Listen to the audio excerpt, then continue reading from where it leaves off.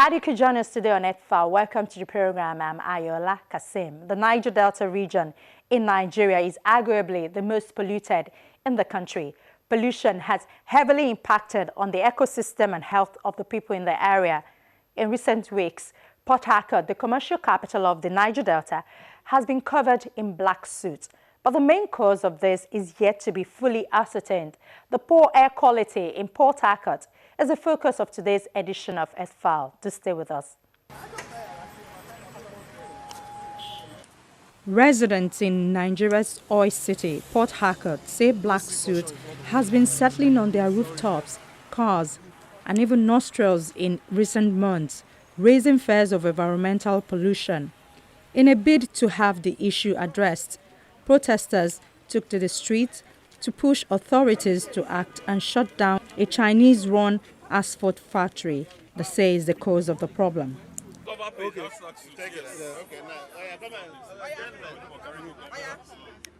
The protesters showed their hands covered in soot from touching cars to point out the level of soot posing a threat to their health and contaminating the city. Awareness is a very necessary requirement because a lot of us are suffering from our nostrils, from the water we drink, from the water we bath, to everything. You wake up in the morning to black particles surrounding us and making us unhealthy. Something is being done, but there's still room for more to be done because when you listen to radio interviews, people are complaining what is happening, and there have been a lot of speculations. People are saying maybe it's government polluting the air. Some people are saying it's the end time scenario that is happening. So people need to be aware, people need to be knowledgeable about what is happening. Governments have tried, but I believe they could still do more. There was a stakeholders meeting that was called by the Rivers State Ministry of Environment, representing the Rivers State government, which involved also the federal parastatals or agencies like NESRA, NOSRA, and then the NOA, which is the National Orientation Agency. But up to now, people have still been complaining that they haven't been educated and they have no clue about what is happening concerning the black soot. So I believe everyone needs to do more, both government and also we, the professional societies. Since the last quarter of 2016, the black soot have been a major source of worry for the residents of Port Harcourt and the government of Rivers State. Their concern became deepened when the real cause or origin of the soot was unknown. But we have our suspicion based on our knowledge of air quality. Our suspicions are that there is something somewhere around Port Harcourt that is burning. There's a combustion process that is generating that soot. It's only a combustion process that can generate soot because soot is made up of carbon. And carbon is a byproduct of the burning of fossil fuel, either coal, petroleum products, or even sometimes biomass. But I have witnessed the kind of soot we have in Port Harcourt. Even today, it was experienced. And it has been on since October 2016. I must tell you that the one I have seen is not of biomass origin. If it was of a biomass origin, based on my previous experience, I would have said, okay, maybe somebody is burning a bush somewhere. It is definitely carbon soot generated as a result of the burning of some kind of oil. It is almost surely so. Is the air matrix particulate sampler. This is the equipment itself complete. Scientists have tried to unravel the true cause of the black soot within the city. The chairman of the Nigerian Environmental Society in the state led a team one early morning in December 2016 to set up particle sampling machines across the city. Samples of the black soot had been sent to sophisticated laboratories in order to determine its actual origin. We listed about 36 sites that we thought we should be able to sample. But by the 23rd of December, we now discovered that the soot had come down. And we were wondering in other places, in other areas, but Abuloma and Odili Road, we still have some heavy soot. So we decided that let us now go there and sample in these two places, and that's what we did. And the sampling started from 12 midnight on the 23rd of December 2016, 12 midnight to 6 a.m., and then 6 a.m. to 8 a.m. We found out that in the first site, we had 270 microgram per cubic meter of PM 2.5. That is particulate matter 2.5 means the size, 2.5 microns. And 270 microgram per cubic meter. And that was the same for the two sites, for 12 to 6. But at the 6 to 8 for the two sites, we found out that the concentrations were different. The concentration for the Odili Road was like 62 microgram per cubic meter.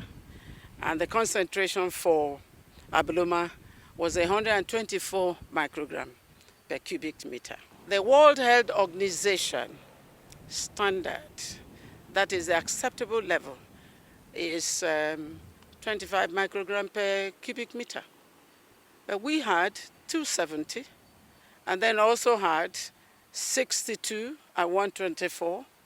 So it is quite much higher.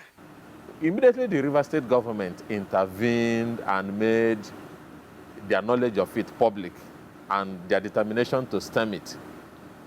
It disappeared.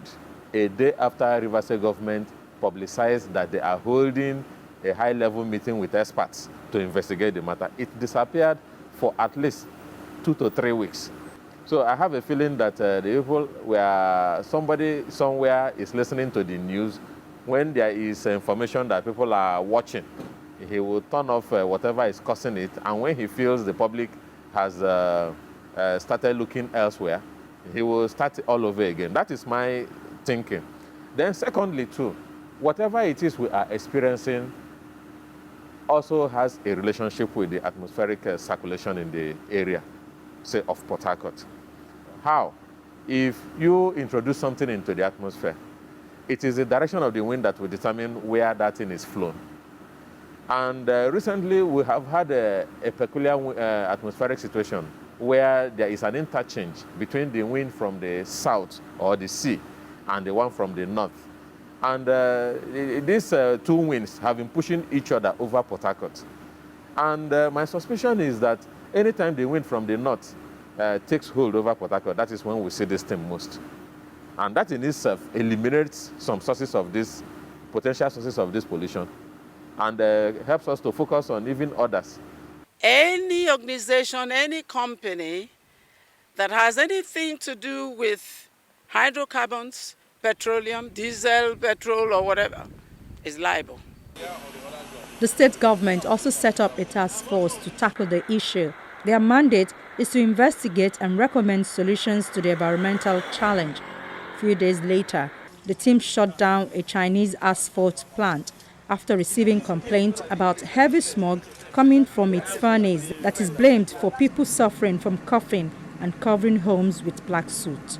Asphalt products are used in road construction, but scientists say particle pollution like soot is a health hazard that can be linked to the risk of heart disease and stroke.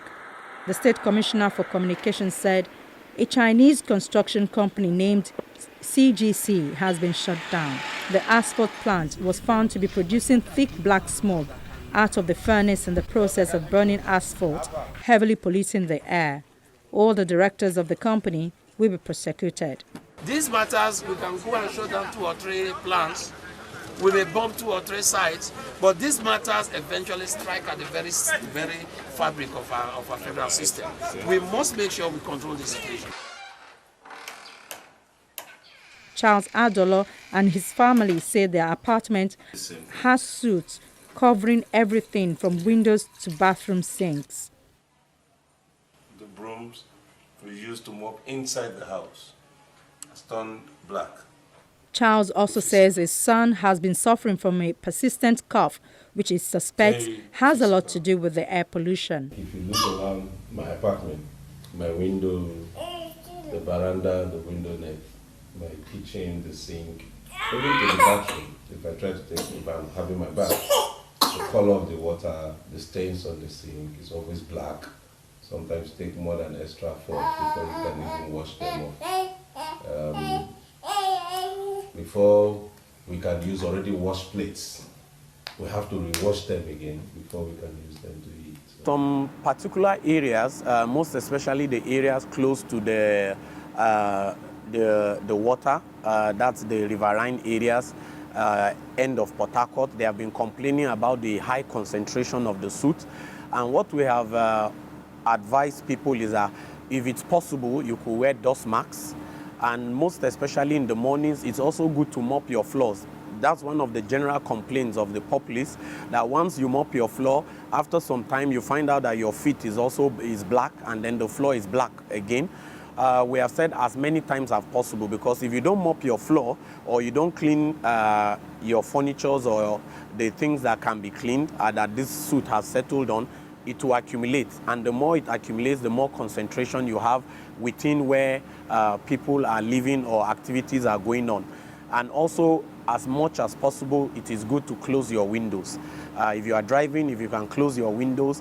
But in the night, it is important you close your windows in the night, because we notice the concentration is more between the night and the morning. Environmental rules are often not implemented in the most parts of the country due to weak state resources and widespread corruption. In the Niger Delta's oil-producing swamps, residents have complained for years about crude spills from broken pipelines and acid rains from gas flaring, the wasteful burning of natural gas at oil wells. The Niger Delta region is Nigeria's most endowed region in terms of oil mineral reserves and one of the most polluted.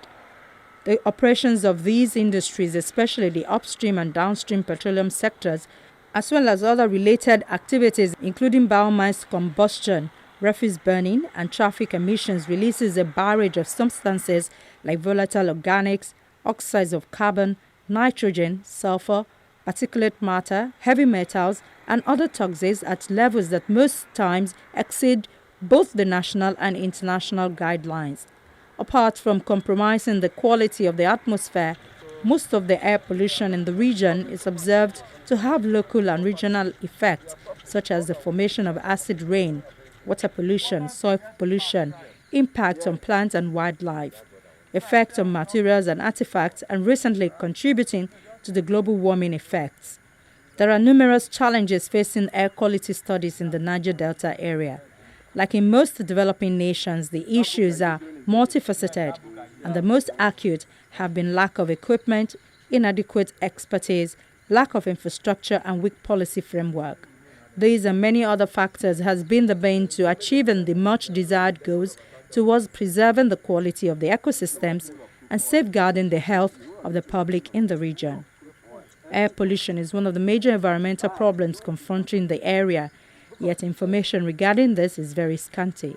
Aside from data collected by a few individuals and corporate organizations at scattered locations, there is no comprehensive and empirical database on the magnitude of the hazard and its effect on the ecosystems and people in the region.